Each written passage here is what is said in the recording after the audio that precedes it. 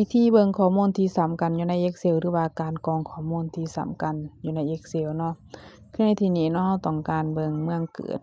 ก็คือเราอยากรู้ว่าเมืองสามัคคีใช้มีอยู่จักคนเนาะให้เราคลิกใส่แบบนี้แล้วก็เลือกสามัคคีใช้แล้วก็จะโชว์ขึ้นให้มาแบบนี้ได้เนาะโอเคถ้าอยากกลับไปหน้าเก่าเราคลิก Ctrl+Z เนาะก็จะกลับไปหน้าเก่าเนาะโอเคแล้วเราเบิ่งนำกันเลยเนาะว่าเฮ็ดแบบใด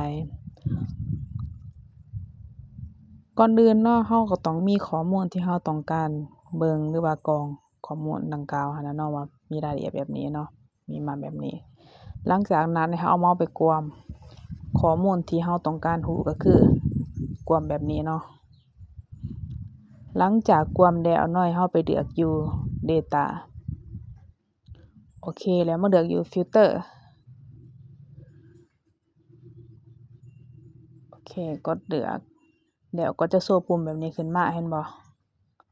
คือในที่นี้เนาะเราต้องการเบิ่งเมืองเกิดก็คือเราอยากเบิ่งเมืองปากเสเนาะเราคลิกเมาส์ตัวทมิตนี่ออกก่อนทั้งเบิดก่อนเนาะ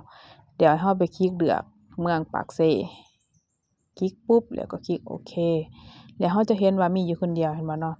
ถ้าเราต้องการกลับไปหน้าเก่ากด Ctrl บวกกับ Z ก็จะกลับมาหน้าเก่าแบบนี้คือตัวต่างๆก็เฮ็ดแบบเดียวกันเนาะถ้าเอาเบิ่งตัวชนเผ่าเนาะโอเคคลิกเข้าชนเผ่าแล้วก็กดออกทั้งเบิดก่อนเนาะกดตัวทมิตเนาะแล้วเรามาเลือกอยู่ชนเผ่าโอยสมมุติว่าเราอยากรู้ว่าชนเผ่าโอยมีอยู่จักคนแล้วก็คลิกโอเคเราจะเห็นว่ามีอยู่3คน